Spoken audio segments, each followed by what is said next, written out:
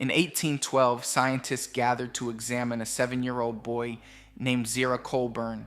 He came from a remote town in Vermont. His schooling did not include either writing or ciphering. He'd never been taught arithmetic, and he couldn't do basic multiplication on paper. They asked him to raise 8 to the 16th power.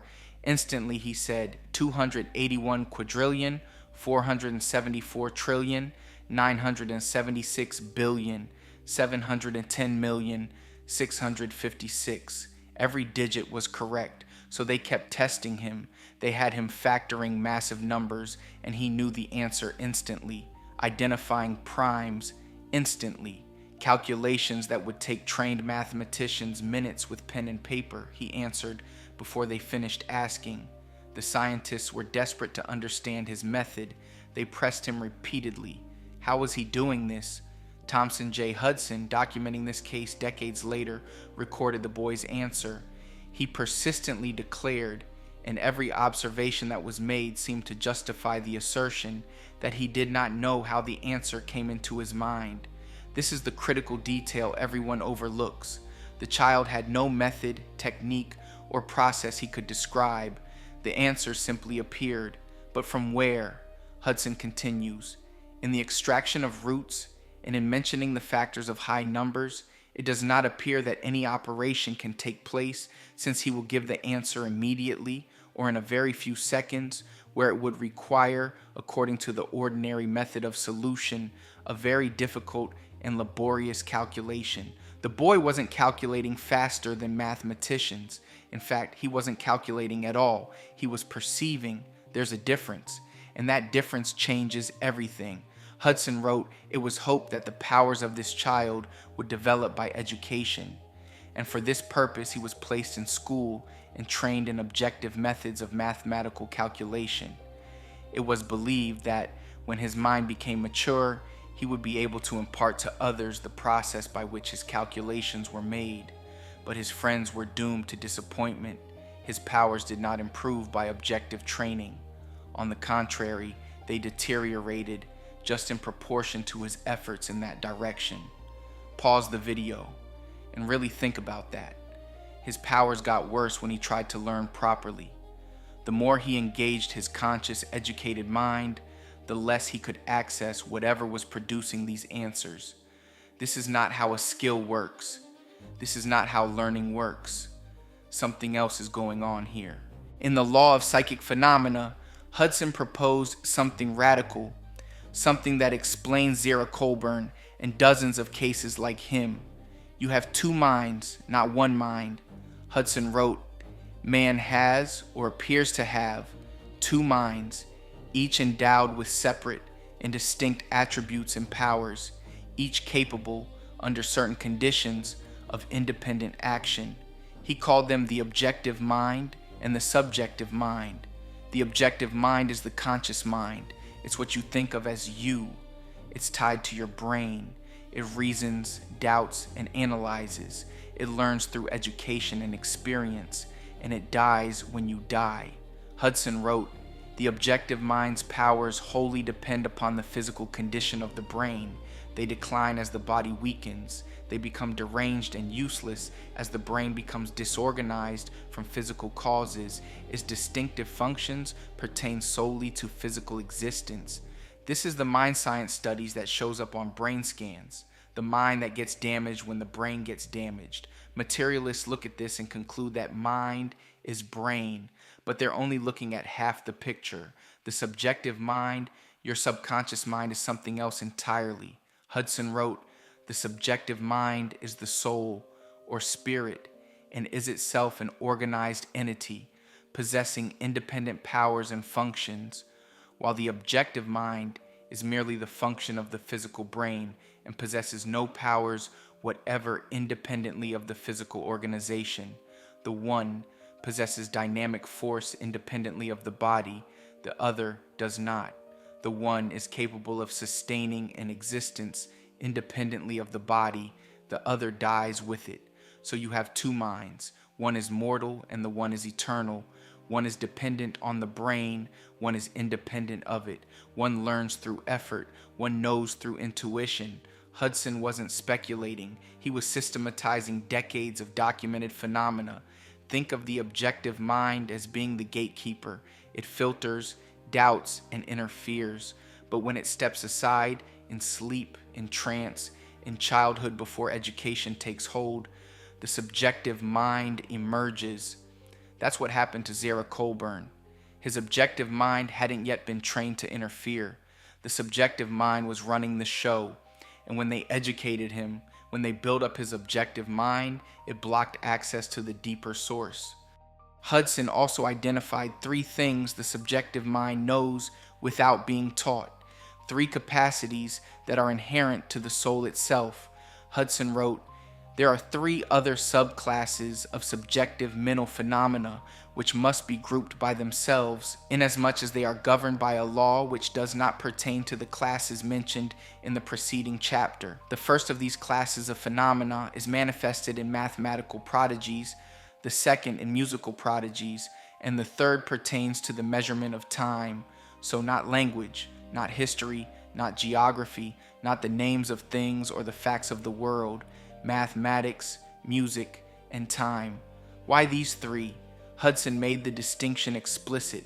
The subjective mind cannot know by intuition the name of a person or a geographical location or a fact in human history, but it does know by intuition that 2 and 2 make 4. This is a testable claim, and the evidence supports it. No one is born knowing that Paris is the capital of France, but mathematical prodigies are born knowing mathematical relationships they were never taught. The soul doesn't come preloaded with facts about the world. It comes preloaded with mathematical perception. Could that be because the soul is mathematical? Hudson continued, "No one without an objective education can, by the development of the subjective faculties alone, become a great poet, or a great artist, or a great orator, or a great statesman. But he may be a great mathematician or a great musician, independently of objective education or training, by the development of the subjective faculties alone. Poetry requires language which must be learned, and oratory requires culture which must be absorbed. But mathematics and music, which is auditory mathematics, can emerge fully formed from an untrained mind. That's because they're not learned, they're already there. Consider Blind Tom, another case Hudson documented. Hudson described him as not only blind from birth, but was little above the brute creation in point of objective intelligence or capacity to receive objective instruction. Think about that. By every objective measure, the measures science uses, the measures education uses, the measures society uses, this man was severely limited. His conscious, brain-dependent mind could barely function. Yet Hudson wrote, his musical capacity was prodigious. Almost in his infancy, it was discovered that he could reproduce on the piano any piece of music that he had ever heard. A piece of music, however long or difficult, once heard, seemed to be fixed indelibly in his memory and usually could be reproduced with a surprising degree of accuracy. His capacity for improvisation was equally great, and a discordant note rarely, if ever, marred the harmony of his measures. Stop and think about what this means. The same person had 2 completely different capacities. His objective mind could barely process basic information.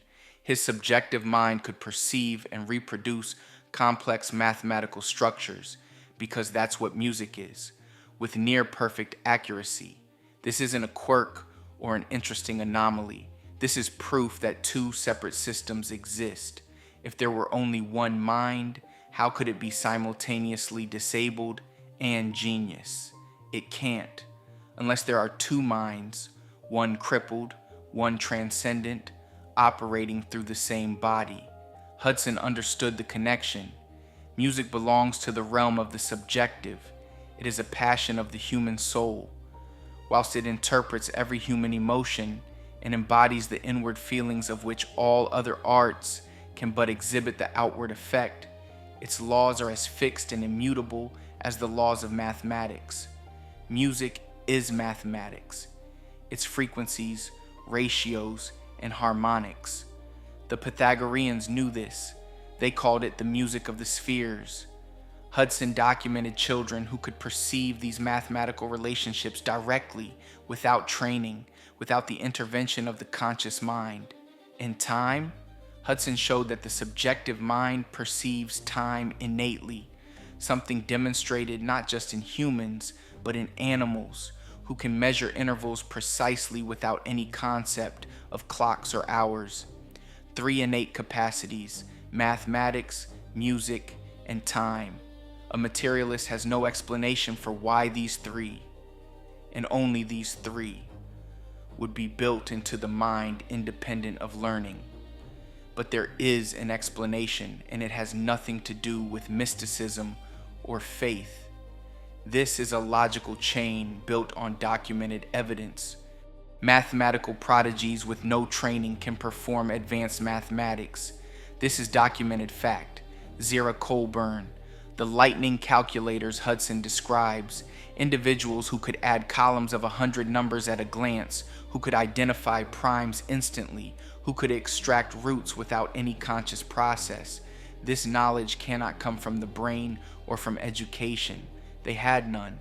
Zera Colburn couldn't do basic arithmetic on paper. His schooling didn't include ciphering. The knowledge wasn't learned. It wasn't stored in neural pathways through repetition and practice. Therefore, it comes from something else. Call it the soul, the subjective mind, the unconscious. Hudson's conclusion: such powers are not given to our objective senses, but must be inherent in the human soul and beyond the range of objective explanation or comprehension. If the soul intuitively perceives mathematical truth, the soul must be mathematical. Physical senses perceive physical things outside themselves. The eye perceives light coming from the world. The ear perceives vibrations in the air. The sense organ and the thing it senses are separate. But Zera Colburn wasn't perceiving math outside himself. No one taught him. No numbers were coming in through his senses. The knowledge was already there, inside, waiting to be accessed. When something is already inside you without ever being put there, it's not something you learned, it's something you are.